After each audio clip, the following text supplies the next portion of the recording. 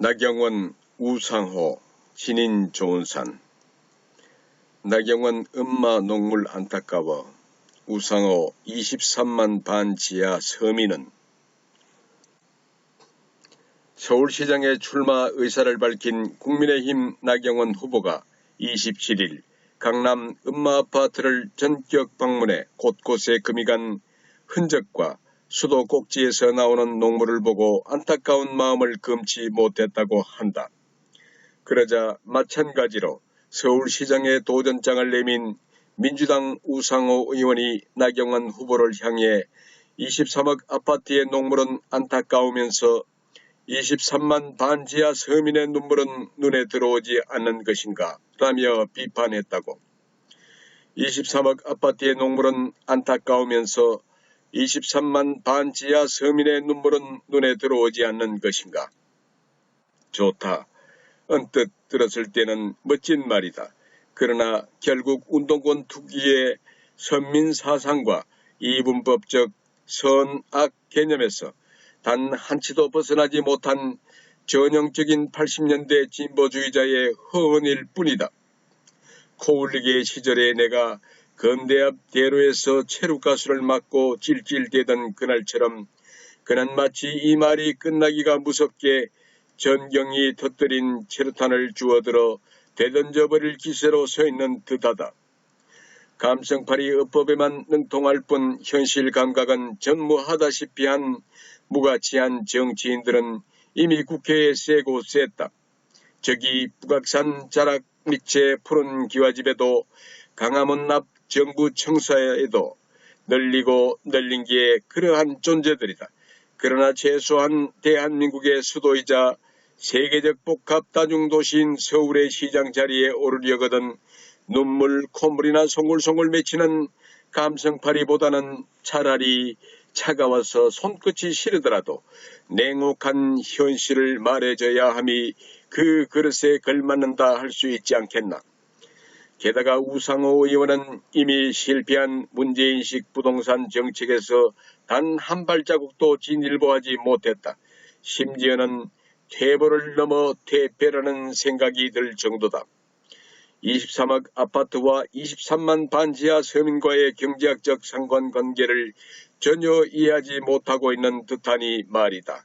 아니, 어쩌면 그는 이해하고 싶지 않은 것일지도. 먼저 23만 반지하 서민들의 내 집 마련의 꿈을 기어이 박살내버린 건 누구인지 알고 계시는가 묻고 싶다. 후면 주차한 자동차 매연에 창문 한번 시원하게 열지 못하고 가뜩이나 들어오지 않는 햇빛을 커튼으로 마저 가려내야 하는 반지하의 슬픈 삶을 결국 그들은 기약도 없이 이어가야 한다. 이 미친 집값의 현실은 누구의 작품인가? 이명박인가? 박근혜인가? 문재인인가? 국민의힘인가? 국민의당인가? 눈물 콧물 민주당인가? 반지하에 사는 서민의 삶을 운운하면서 정작 이들의 주거 환경 개선을 위한 재개발 재건축은 결사 반대하는 이 아이러니함과 집값 잡기에는 하등의 관심도 없고 반지하 서민으로 감성팔이나 내세워 표심이나 긁어 모으려는 국민을 기만하는 작태의 교범은 민주당의 교과서 무슨 과목 몇 권 몇 편에 나오는 내용인가. 선거에서 압승을 거두는 비법, 제하의 필수 과목, 서민들의 심리를 자극하기, 제하의 강론, 부자들을 이용해서 국민 분열 조장하기 편에 수록된 내용인가. 집값 상승의 시발점은 2017년 김현미 장관의 재임 시절 시작된 강남 4구와 세종시를 대상으로 한 고강도 규제책에서 비롯된다. 강남 집값은 애초에 서민이 넘볼 수 있는 수준의 것이 아니었다. 그러니 부유층은 부유층끼리 어울려서 살기에 냅뒀어야 했다. 왜 굳이 강남 집값을 잡겠다고 나섰는가? 그것이 문제였다. 프리미어리그에서 몸값 높다고 2부 리그로 강등시키는가? 결국 강남 집값은 잡지도 못한 채 처참한 풍선 효과를 통해 전국의 집값이 폭등했다. 그리고 그에 따른 고통은 무주택 서민과 예비 부부들, 청년들의 몫으로 남았다. 그러나 그들에게 사죄할 용의는 민주당에겐 없는 것으로 안다. 이러한 눈물샘을 자극하는 대사 몇 마디면 그들은 이미 확보된 충성스러운 표들 아닌가.